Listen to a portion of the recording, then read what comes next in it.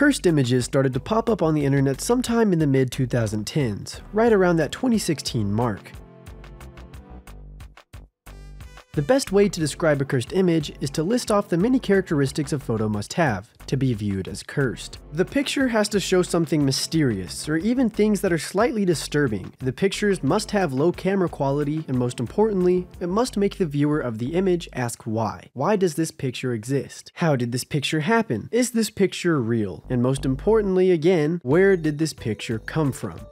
There are hundreds upon thousands of classic and memorable cursed images, and while many of them remain lost and untraceable due to a variety of different reasons, I managed to dig up the origins of at least 10 pictures, and if you want me to continue this series, let's get the video to 5,000 likes for part 2. I don't think I've set a goal before, but let's try this out and hope it doesn't flop.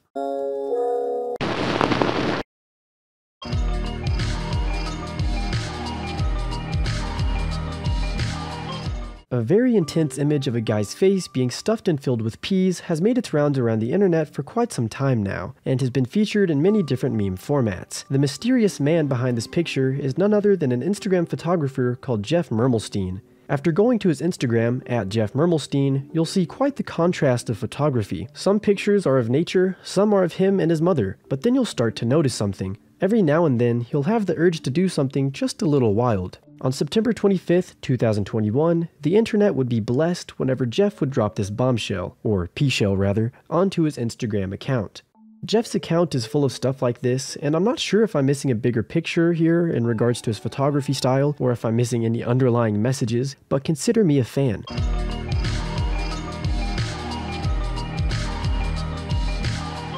The smiling peanut image is the result of the 1976 presidential campaign for the 39th United States President, Jimmy Carter. Due to Jimmy Carter's background in being a peanut farmer, and due to the fact that where Jimmy is from and how it's a city that has an affinity for peanuts, the smiling peanut statue seemed like a great monument to have in the small hometown of Plains, Georgia. I found many different cursed and almost liminal feeling photos, if you will, of the peanut statue, and it's definitely on the future list of obscure places I want to visit.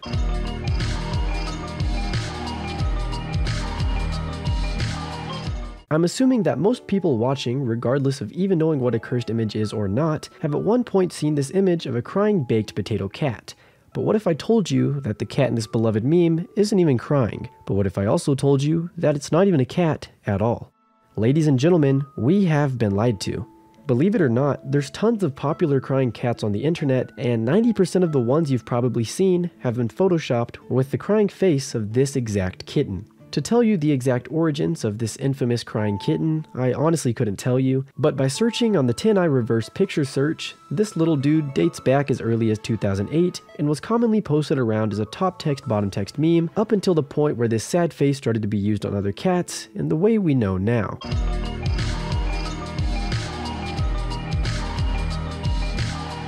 If you watched my last video, The Essential Guide to a Liminal Space Road Trip, then you'd know that I covered the real-life location of this very obscure and accessible lounge area. Located in the small Texas town New Boston stands a Holiday Inn, with a very cursed and very interesting design choice right above the entrance. This again is a place that I plan on visiting in the near to distant future, because why wouldn't you want to see this?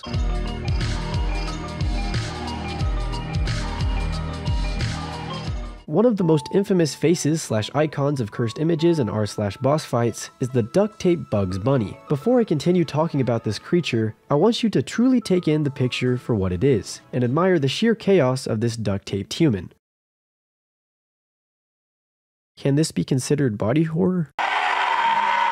With that being said, I managed to trace this picture back to a 12-year-old forum post on a website for furries called furaffinity.net. The user who posted about their quote-unquote duct bunny had this to say. A friend and I decided to try making a duct tape dummy, and this was the end result. Essentially, I was wrapped in plastic wrap and garbage bags that taped from head to toe. The only openings I had were 2 small eye holes and a slit for a mouth. My hands were covered in long rubber gloves taped to the suit, and the cartoon gloves went over the other gloves. Most of the credit goes to a very good friend of mine who spent about 4 hours covering me from head to toe. Once complete, I lasted about 2.5 hours until the agonizing itching began and I had to get out. I even had dinner in the suit. If that wasn't fascinating enough, here's what the top reply had to say in response to seeing the duct bunny. That looks really cool. Kinda wish I could do the same. Any particular reason for the sagging crotch and rump? That area had to be wrapped loosely with saran/garbage bags, and slack was put there for movement, and so that the area could be cut open quickly.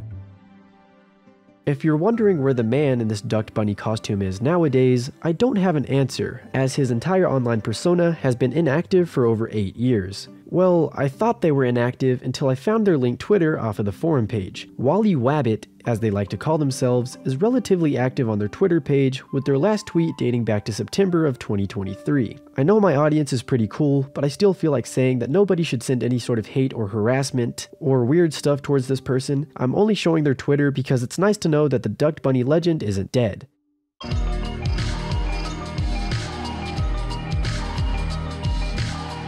This super surreal image of a family cosplaying as the Simpsons has been floating around the internet for quite some time. I managed to find the original website where this was posted from, but that site is no longer available in today's time. Because of this, I went to the Wayback Machine to see what the website used to look like when the Simpsons image was first posted, all the way back in 2008. Upon arrival, I found that everybody was speaking in Estonian, so I had to translate the page to English to fully understand why a bunch of families were dressing up as the Simpsons. After looking at what the thread was centered about, you can see this piece of text which translates to TV3 and Delphi are looking for the Estonian Simpsons family. I tried digging a little more into this, but we can assume that Delphi, the website where all of this is happening on, and TV3, an Estonian TV channel, were holding some sort of Simpsons cosplay contest, and we are fortunate enough to see the many disturbing contestants. Like I said, I tried to dig into this and see who actually won this contest, but I couldn't even find anything outside the Delphi website that would suggest the contest even happened.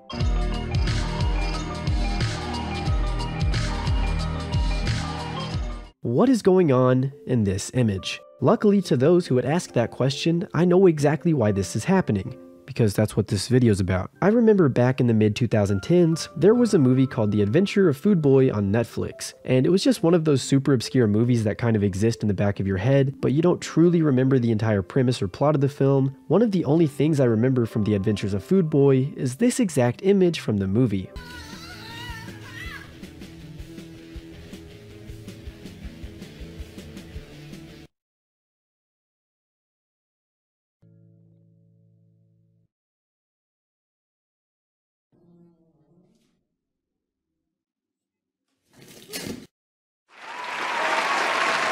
Since I can't truly recite the entire story of Food Boy from memory, because it's probably getting close to over a decade since I've last watched it, here's the synopsis of the film. A teenager is excited to discover he has the superpower to make food appear out of thin air. However, chaos follows.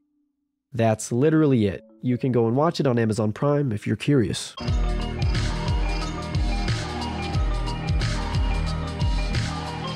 The cursed images of these mutilated and stretched out Furbies are definitely some of my favorite cursed images of all time. What is this and who did this? As to what monster created these Furby monstrosities, I did find an answer. I believe it all started on a Tumblr page, as that's where most scary things tend to originate from.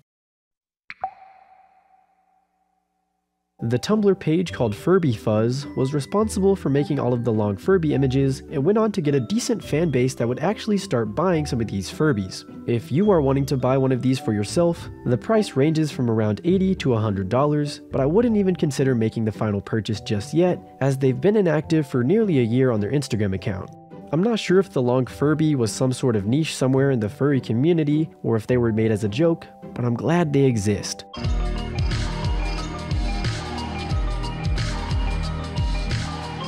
If you're ever passing through Brentwood, Pennsylvania, then feel free to stop by Rowdy Barbecue to witness the iconic chicken statue from this cursed image. At first, I was almost positive that this picture was edited, because what place is gonna have their mascot saying "Eat our fish or burn for eternity"?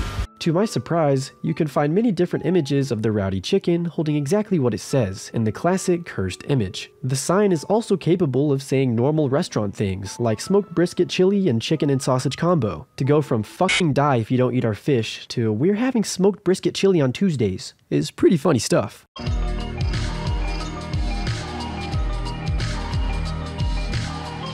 This last entry is kind of nothing, but I thought I'd add it anyway because I thought it was sort of interesting. Apparently, in different old navies around the world, their mannequins can look like this. Now, obviously, I've been to many different Old Navies within the United States, but I've never come across this type of mannequin. But with that being said, that's not to say that Old Navy has never creeped me out though. I remember when I was just a young boy, Old Navy thought it was okay to make advertisements like this. Oh, I love being an Old Navy mannequin. Look at the fab jeans we get to wear. Just $19 and even you've got a booty. You know what else is cool about being a mannequin? We can twist our heads around to check out our butts.